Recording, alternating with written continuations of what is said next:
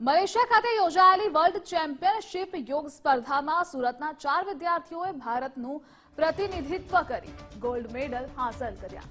જે ચારેય વિદ્યાર્થીઓએ માત્ર સુરત નહીં પરંતુ ગુજરાતનો પણ દેશભરમાં ડંકો વગાડ્યો છે, જે બદલ વિદ્યાર્થીઓનો પરિવાર ગર્વભેર લાગણી અનુભવી રહ્યું છે।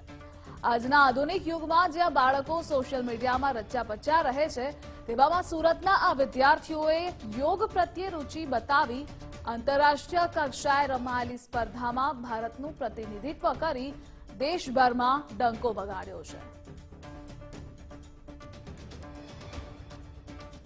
યોગાસન એકેડેમી ઘણા વર્ષોથી ચલાવું છું અને એકેડેમી ચલાવવાનો ઇન્ટેન્શન ફક્ત ને ફક્ત યોગાસન અને કોમ્પિટિશન પૂરતો નથી, પરંતુ આજની જે જનરેશન છે એને મોબાઈલ અને ટેકનોલોજીના એમાં જે ખરાબ રસ્તે ચડી ગઈ છે એને વાળી અને એક સારી પ્રેરણા મળે એ હેતુથી એના માનસિક અને શારીરિક વિકાસ માટે મેં ચાલુ કરેલ છે।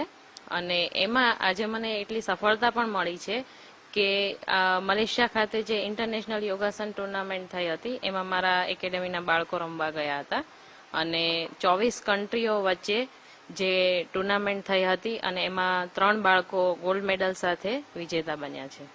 આ કોમ્પિટિશન મલેશિયા ખાતે યોજાયેલી હતી ઇન્ટરનેશનલ લેવલ પર।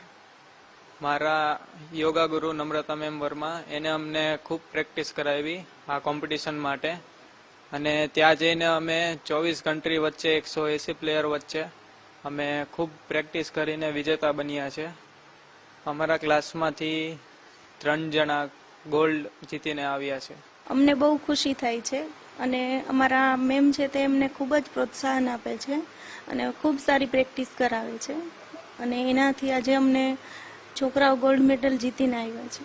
આજના જનરેશનના બાળકોને બસ એટલું કહેવાનું છે કે જે ટાઈમ આપણે ટીવી, મોબાઈલ અને બાકી બધી ના કામની વસ્તુઓ પર બગાડીએ છીએ એના કરતાં યોગા કે એવી કોઈ સ્પોર્ટ્સ એક્ટિવિટીઝમાં લગાડે જેમાંથી માનસિક અને શારીરિક બંને રીતે ફિટ બનાય। કારણ કે મેં યોગા કર્યા તો મેં એટલું નોટિસ કર્યું કે મારી માનસિક અને શારીરિક શક્તિઓ બહુ વધી ગઈ છે અને એનાથી મને એકેડેમિક્સમાં બી બહુ મતલબ સારું રહ્યું હતું। તો એના એ જ એટલું છે કે એકેડેમિક્સ સાથે સાથે સ્પોર્ટ્સમાં બી તમે આગળ વધો, કારણ કે સ્પોર્ટ્સ બી એટલું જ ઇમ્પોર્ટન્ટ છે જેટલું ભણવાનું ઇમ્પોર્ટન્ટ છે।